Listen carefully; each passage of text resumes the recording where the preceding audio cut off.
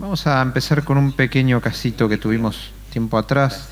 Esta es una mujer de mediana edad, tabaquista, viene con dolor precordial típico, eleva troponinas, bueno, síndrome coronario agudo, coronariografía. Cuando hacemos la coronariografía, tiene una lesión en la descendente anterior que se rotuló como no significativa, que es la que estamos marcando ahí, un 30-40% en ese momento pareció por hemodinamia, y entonces la paciente recibe tratamiento de síndrome coronario agudo, no se revasculariza obviamente porque la lesión no parecía necesario revascularizar, vuelve a coronaria, se va de alta y la paciente a los 2 días repite dolor, viene a la guardia, hace dolor en la guardia, cambios del electrocardiograma, nitroglicerina, nivela el electrocardiograma y en ese momento viene el debate. Teníamos coronariografía 48 horas previa, lesión del 30-40, tuvo una discusión, yo quería repetir la coronariografía, me acuerdo que discutimos un poco y sugirieron la tomografía. Yo la verdad que no estaba muy convencido de hacer una tomografía en este escenario, pero bueno, un poco de presión la hicimos. Y se puede ver una placa cálcica bastante manifiesta acá, pero lo que más llamaba la atención era esta placa fibrolipídica con un componente cálcico, esto lo llamamos calcificación SPOTI, esto es una placa de alto riesgo tomográfico, que reducía la luz vascular, parecía en grado no significativo por tomografía, pero realmente parecía la placa culpable. Entonces, con este escenario, bueno, ¿cómo vamos a hacer? La paciente tiene recurrencia de síntomas, la placa es significativa o no es significativa. Creo que fue Alejandro Fernández que le hizo un IBUS y en el IBUS, en ese momento no le hicimos FFAR, le hicimos un IBUS y en el IBUS la lesión se consideró muy significativa y la paciente terminó con un stent. ¿Qué es lo que está pasando en este escenario? Esto no es muy frecuente, pero ¿por qué una lesión que no parece significativa por coronariografía tiene esa placa tan fea en la tomografía y después el IBUS puede dar otra información? La coronariografía invasiva es un luminograma, lo que estamos viendo es la luz del vaso. La luz del vaso es una buena traducción de severidad de lesión, pero no de la severidad global de la placa. Nosotros estamos viendo con la coronariografía la parte blanca, que es el contraste, y no vemos todo lo que hay por fuera. Si ustedes miran esta tomografía coronaria, tenemos una lesión que probablemente cuando la cuantifiquemos, incluso por tomografía, es de alrededor del 30-40%, pero hay un volumen enorme de placa que no estamos viendo, es una placa blanda, en este caso no tiene calcio, eso se llama remodelado positivo, es una placa de alto riesgo. Cuando la vemos en el eje corto asusta más todavía, yo no sé la definición ahí si la ven bien, pero esto es la luz y todo esto es la arteria y todo esto es la placa lipídica de este paciente, es decir, cuando uno mira la luz, el riesgo que parece tener esa lesión es mucho menor que cuando uno tiene toda la información tomográfica. Entonces, la verdad es que la tomografía nos da mucha información en cuanto a al contenido de placa, la característica de placa de la pared, y esto tiene valor pronóstico. Cuando uno compara síndrome coronario agudo con enfermedad coronaria crónica estable, claramente las placas de tipo fibrolipídicas, especialmente lipídicas, las placas que tienen remodelado positivo, las placas que tienen calcificación SPOTI o napkin ring, que son placas de mayor riesgo, y esto lo habíamos charlado en la charla anterior, tienen un pronóstico mucho peor y se asocian mucho más a eventos que las placas cálcicas que podríamos llamar relativamente estables. ¿Y se puede caracterizar la placa por tomografía? Sí, de hecho la tomografía es uno de los métodos recomendados cuando uno quiere caracterizar placa. Básicamente se lo hace por la densidad de la señal, de atenuación de la señal. Las placas muy cálcicas, más de 300 unidades Hanfield van a hacer verse bien blancas. Las placas fibrosas se van a ver de un gris un poquito más elevado que el miocardio normal. Las placas fibrolipídicas y lipídicas tienen bajas unidades Hanfield, incluso valores negativos.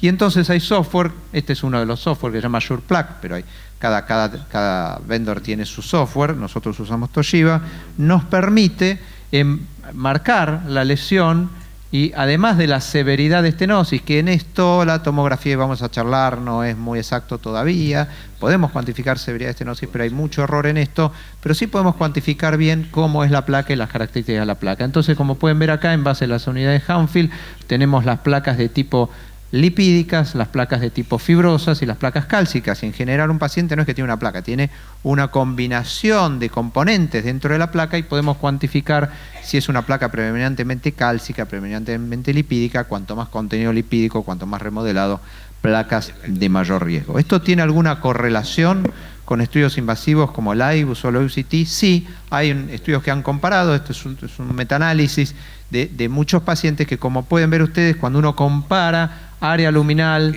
IBUS versus TC, área de placa, porcentaje de estenosis y volumen de placa, El resumen es que no hay diferencias entre una tomografía y una IBUS, es decir, una evaluación endovascular invasiva y una tomografía para cuantificar la característica y el volumen de placa coronaria. Y como pueden ver, cuando uno lo compara con el IBUS, para detectar cualquier placa, la tomografía tiene una excelente definición. O sea que es un muy buen método para ver placas y características de las placas. Y como yo les mostraba recién, las placas de tipo cálcicas tienen menor incidencia de eventos a largo plazo, las placas de tipo no cálcicas y las calcificaciones de POTI tienen un odds ratio significativo para evento coronario agudo. Entonces, la primera información que podemos decir es que la tomografía es más que un luminograma y es una evaluación integral de la pared en donde la ausencia de placa es de muy buen pronóstico, la presencia de placa es de peor pronóstico y la caracterización del tipo de placa nos ayuda bastante a cuantificar esto. ¿Qué pasa cuando uno compara la tomografía contra un test funcional? Acá espero no pelearme con Pablo, yo defiendo los test funcionales y voy a decir cuándo yo creo que hay que hacerlos. Cuando uno compara en cualquier escenario la tomografía contra el test funcional, la tomografía es muchísimo más sensible para detectar enfermedad coronaria. Si miran contra ergometría, ahí tienen la sensibilidad. Para detectar enfermedad coronaria, prácticamente la sensibilidad es cercana al 100%, depende de los trabajos. Metaanálisis, 99% de sensibilidad. Es decir, lo más probable es que una tomografía normal sea normal. Y cuando yo encuentro placa, ese paciente está enfermo. Después veremos si la tomografía es buena para evaluar la severidad de la lesión. Ahí es donde tenemos algún problema. Pero es excelente para decir que el paciente no tiene nada. Y en cambio, la ergometría, el SPECT, tiene una sensibilidad relativa. ¿Qué quiere decir esto? Que hay pacientes enfermos que tienen estudios funcionales negativos y que pasan como sanos. Y en la especificidad también pasa lo mismo. Bueno, la tomografía tiene algunos problemas de especificidad. ¿Qué quiere decir? Que para definir la severidad de una lesión no es un excelente método la tomografía, pero tampoco son excelentes métodos los test funcionales. Fíjense que también hay mucho falso positivo en los test funcionales. O sea que cuando uno toma como información la tomografía es mucho mejor que un test funcional para descartar enfermedad. Cuando el paciente tiene enfermedad, tenemos todavía algunos problemas con la tomografía. Y acá un poco el resumen. Hay un porcentaje de que llamamos falsos positivos con tomografía, que en realidad no son falsos positivos de enfermedad, son falsos positivos de severidad de lesión. La tomografía, cuando hay lesión, tiende a sobreestimar la severidad de la lesión. Después uno puede hacer una evaluación invasiva y dice, mirá, lo que parecía ser del 70% a lo mejor es del 30%. Ojo que hay algunos casos, como les mostré al inicio, que a veces también el luminograma no es informativo y hay que terminar en un estudio más anatómico como la velocity o un estudio, como decía recién Oscar, funcional como el FFAR. Pero de todas maneras, la tomografía tiende a sobreestimar la severidad de las lesiones y lo que sí ocurre es que los test funcionales tienen una alta chance, o por lo menos una chance significativa, de tener falsos negativos en presencia de enfermedad. ¿Y esto tiene alguna traducción? Sí, cuando uno compara la tomografía, y hay muy firme evidencia, vamos a hablar de esto, contra un test funcional, la tomografía baja el riesgo de infarto. ¿Y por qué baja el riesgo de infarto? Porque se revascularizan más los pacientes, eso se pensaba hasta hace poco, les voy a mostrar un metaanálisis donde había más tasa de revascularización, pero el resultado no está ahí.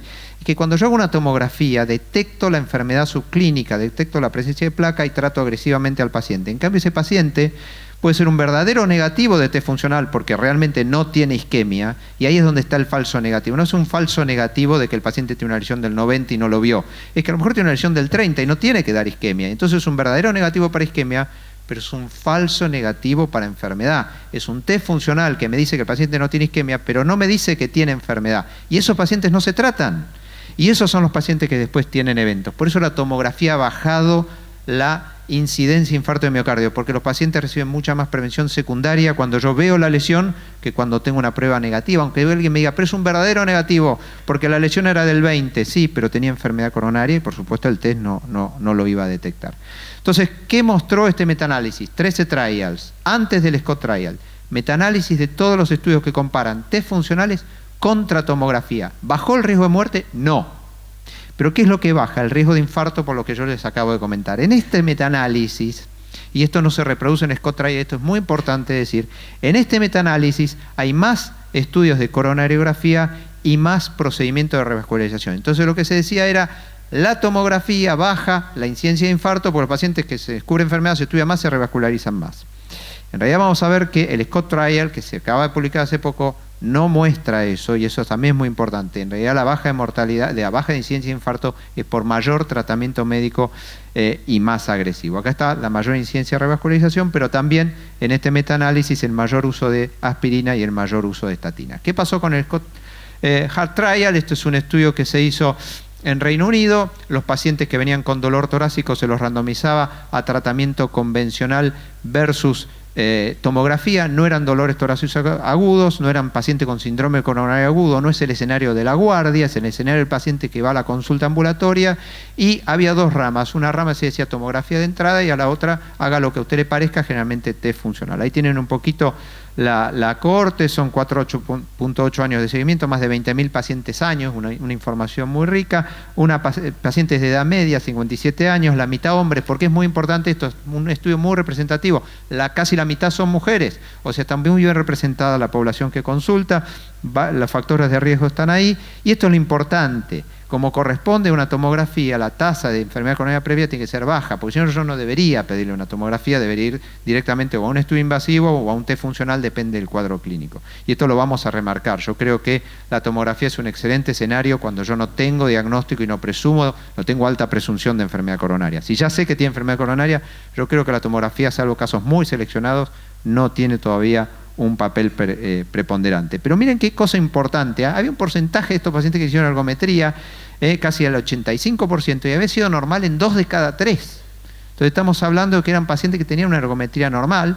Bueno, estos pacientes se randomizan, no es para aburrirlos mucho, pero básicamente la conclusión es que estos pacientes tuvieron no menor mortalidad, pero sí menor incidencia de infarto de miocardio, y por supuesto el punto final combinado de mortalidad de infarto, que era el punto primario, fue muy significativo. Pero a expensas de qué, no sé por qué se borra uno de los cuadros que quería pedir, se los voy a decir, a expensas fundamentalmente no de mayor revascularización, sino de mayor tratamiento médico de prevención secundaria. Por lo que dijimos, la tomografía ve enfermedad, aunque sea no significativa, el paciente entra en prevención secundaria, el test funcional o es un falso negativo y el paciente tiene isquemia, o es un verdadero negativo para isquemia, pero no ve la enfermedad porque no es un test que pueda detectar la enfermedad no obstructiva, y entonces el paciente no se trata y tiene más incidencia de eventos. O sea que en ese escenario la tomografía gana. ¿Y dónde gana la tomografía? La tomografía gana, y es una indicación gold estándar, clase 1, cuando uno sospecha anomalías coronarias. Ahí tienen un caso de origen anómalo de la coronaria derecha del seno coronariano izquierdo, fíjense, un trayecto preaórtico, y un origen anómalo del tronco coronaria izquierda del seno coronariano derecho. Esta es la coronaria derecha, la aguda marginal, la descendente posterior, y acá tienen el tronco, trayecto retroaórtico, circunfleja, descendente anterior. Origen anómalo de coronaria, cuando lo sospecho, fundamentalmente pacientes jóvenes con angina típica o con pruebas evocadoras positivas para isquemia, en donde yo no pienso, ahí pacientes muy jóvenes, 18, 20, 22 años, yo no pienso en la enfermedad coronaria aterosclerótica, pienso en otro escenario, primer diagnóstico, origen anómalo de coronarias, o cuando hago un ecocardiograma y en el ecocardiograma veo que hay algo raro, me parece que la coronaria pasa por donde no va, ahí está indicada la tomografía. Y entonces, ¿cuál es la realidad? Este es el registro danés, hay muchos registros, esta es la incidencia de nuevos estudios de tomografía. Está creciendo en forma exponencial la tomografía coronaria porque hay una indicación cada vez mayor, cada vez mejores equipos, cada vez más rápidos, cada vez mejor calidad de imagen, cada vez menos radiación, porque cuanto más rápido es el equipo, en un solo latido se puede adquirir, irradian menos, y hoy se pueden hacer tomografías coronarias con 2, 3, 4 milisievert, cuando antes nos llevaban 12, 16 milisievert, protocolos prospectivos con baja dosis y con poco contraste. O sea que esta es una técnica que claramente llegó para quedarse y que probablemente reemplace a muchas de las pruebas funcionales. Pero miren el registro danés, me parece importante ver la población. Fíjense, y esto es lo que yo creo que corresponde, ¿a quién hacerle la tomografía? Pacientes relativamente jóvenes. En un paciente de 85 años lo más probable es que encuentre enfermedad y ahí voy a tener problemas. Pacientes que no tienen historia de enfermedad coronaria previa, muy pocos. No es un buen escenario la enfermedad coronaria previa porque no voy a poder definir bien la severidad de la lesión. Y fíjense la tasa de normales, 66%, o sea, presunción previa de que no iba a haber enfermedad. Esta es la población que se beneficia de la tomografía coronaria. Entonces, jóvenes con baja prevalencia. Bárbaro, entonces la tomografía es un excelente método y la tengo que incorporar a la práctica diaria. Pero no todo lo que reluce es oro y algunas cosas no son perfectas, decían acá en la Matrix, y efectivamente es así. Cuando yo comparo tomografía con coronariografía en el otro escenario, en la presencia ya de enfermedad coronaria, fíjense ustedes que, por ejemplo, el estudio de Erasmus, que no excluyó pacientes, en donde la tasa de excluido fue muy baja comparado con los otros, la especificidad es baja, siempre la sensibilidad es altísima. ¿Qué quiere decir esto? Si es normal, es normal. Pero cuando empiezo a correrme al escenario de la prevalencia de enfermedad, empiezo a errarle en la precisión de la severidad de la lesión. Por ejemplo, esto era para definir lesiones de más del 50. ¿Qué quiere decir 64 especificidad? Que nos equivocábamos en 1 de cada 3. Le decíamos, tiene una lesión del 80 y venía Oscar y le hacía una coronografía y dice, no, mira, es 40% de severo. Entonces estábamos sobreestimando. Esto es lo que pasa con la tomografía coronaria. Y acá se puede ver bastante gráfico, no los quiero aburrir mucho.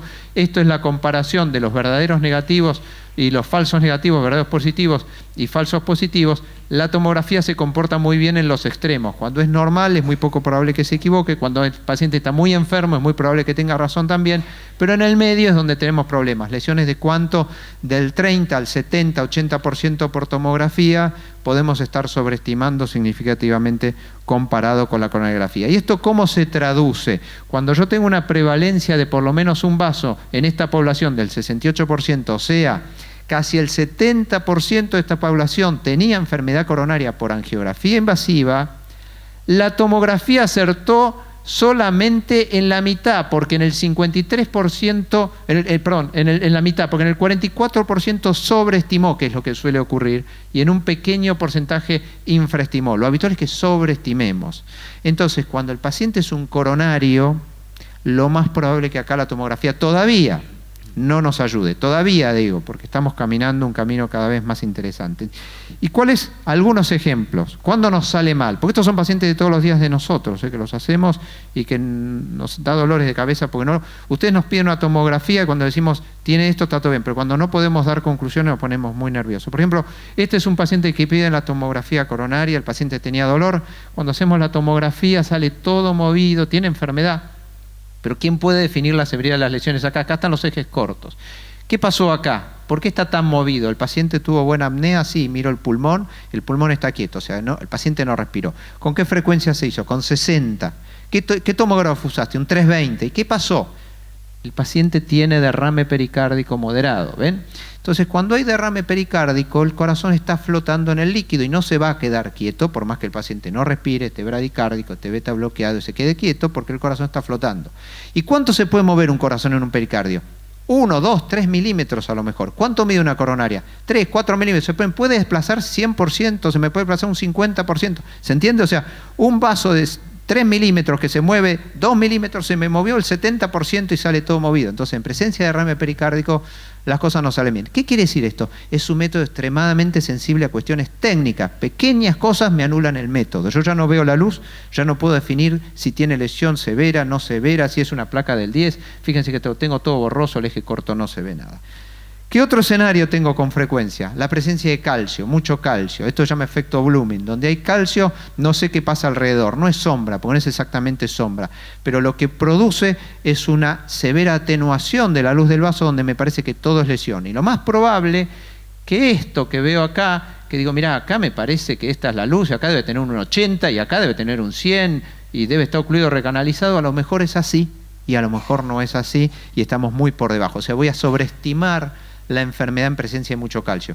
Y cuando yo ya sé que tengo mucho calcio, porque le hago un score antes, muchas veces paro el método ahí. Yo le hago el scout, le hago el score de calcio, veo todo lleno de calcio, paro el estudio, no le inyecto contraste, no le irradio más, digo, mire, señor, acá la tomografía no va a ser útil, vamos a pasar a otra instancia, un test funcional o una coronariografía invasiva, pero no es un buen escenario la tomografía, porque no voy a saber qué decir abajo de esa cantidad de lesiones. Alguien me puede decir, pero cuanto más calcio, más probabilidad de enfermedad obstructiva. Es verdad, cuanto más calcio, mucho más probable de que haya al menos una lesión significativa, pero también cuanto más calcio, mucho más probable que yo le erre a la severidad de la lesión, y ahí vamos a tener que ir a otro método. En stent, muchas veces la indicación dice, queremos ver cómo está el stent. ¿Sirve la tomografía? Bueno, En stent hay evidencia, tenemos alguna utilidad, la tomografía puede ser útil, pero especialmente en stent proximales de más de 3 milímetros. Vamos a ver dos ejemplos. ¿Por qué? Porque la especificidad, de nuevo, se pierde en stent distales, en stent más chicos y especialmente en circunfleje derecha que tiene más movimiento.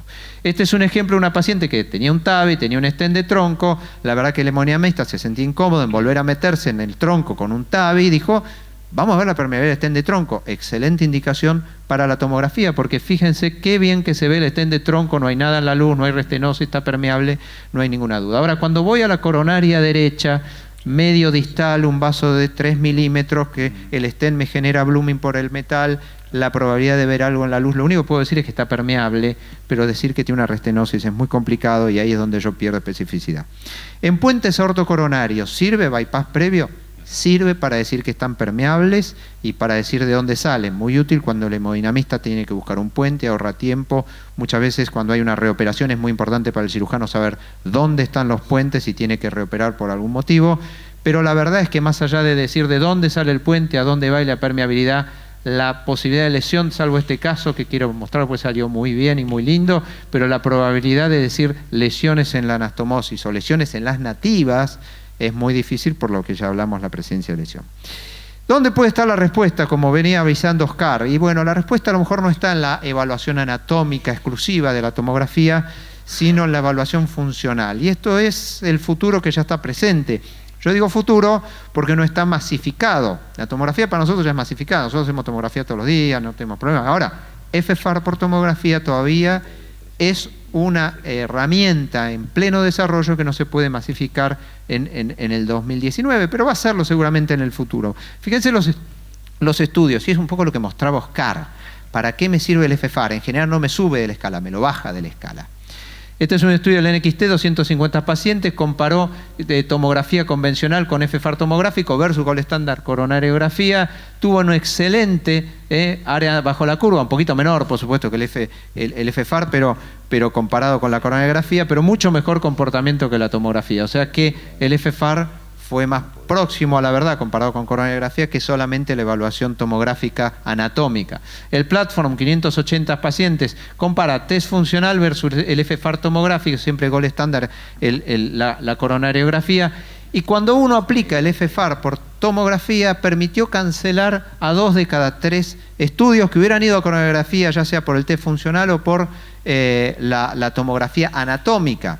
Ahora bien, alguien se puede preguntar, ¿qué le pasó a los que le cancelaron los estudios? Al año ninguno tuvo eventos, o sea que evidentemente no estaba mal cancelado. Es decir, FFAR negativo, FFAR más de 0,80 por tomografía, dijeron no le hacemos más nada porque no es significativa la lesión, esos pacientes no les pasó nada. El RIPCOR, 200 pacientes, reclasificó el 40% de los casos y generalmente fue por cancelación de la coronariografía. Ahora les voy a mostrar un poquito el gráfico. Y la verdad que el Functional Syntax Score es interesante porque son pocos pacientes, pero compara un syntax anatómico contra el syntax funcional, tomográfico e invasivo, y demostró que se comportan de manera muy parecida el tomográfico y el invasivo, y de nuevo, reclasifica pacientes generalmente hacia menos riesgo.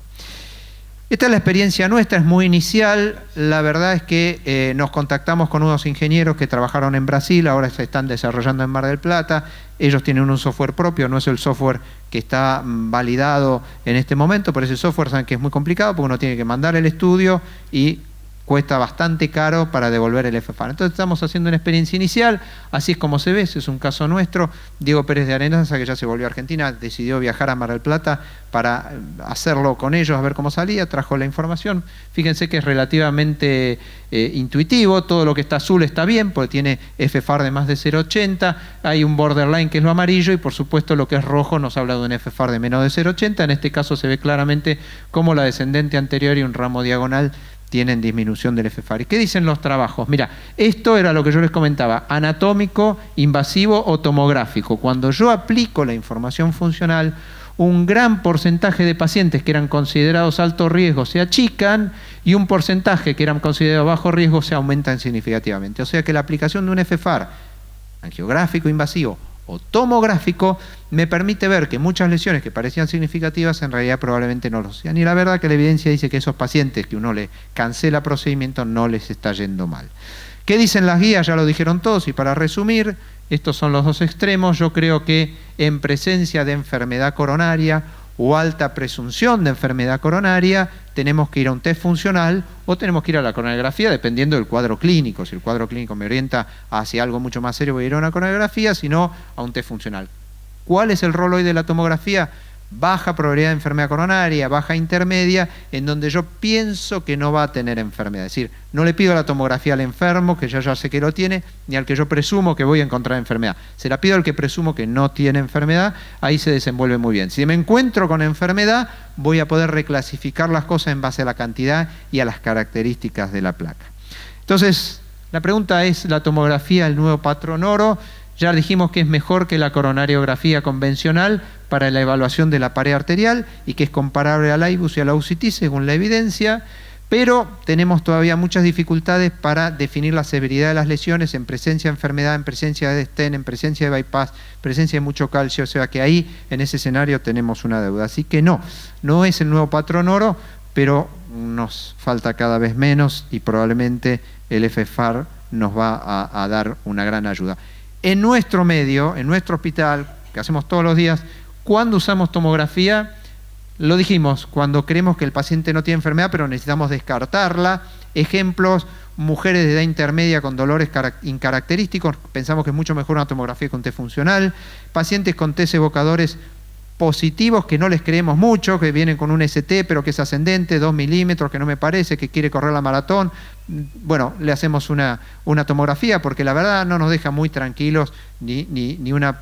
Espero que Pablo no se enoje, pero digo, bueno, uno se quedaría tranquilo con una prueba premio negativa, vamos a salir del escenario de la enfermedad, tomografía coronaria. ¿Qué otro escenario con enfermedad coronaria? Un pequeño grupo de pacientes que vienen con sospecha de síndrome coronario agudo, se hace la coronariografía y no muestra nada concreto, como ese caso que les mostré, pero después las pruebas nos dicen, no, esto fue un síndrome coronario agudo. Ejemplos, no quiero... Paciente que viene con dolor, troponina positiva, se hace la coronariografía, no tiene lesiones, 10%, que yo. Bueno, ¿qué le hacemos a eso? Resonancia, ¿para buscar qué? Miocarditis. El 30% tienen infarto. Y entonces algo pasó en la pared arterial y no lo vimos en la coronariografía. Cuando un paciente tiene dolor, troponina y no es una miocarditis, la resonancia nos dice esto es subendocárdico, territorio coronario, esto fue un infarto, tenemos que ir a ver la arteria. Si yo ya la coronariografía no me dijo qué pasa, ahí le pedimos una tomografía para ver qué está pasando en la pared arterial. Y la otra, que yo la comenté, cuando tengo fuerte presunción de anomalía coronaria, indicación clase 1 de hacer una tomografía coronaria para ver origen, trayecto y riesgo de esa anomalía coronaria. Muchas gracias.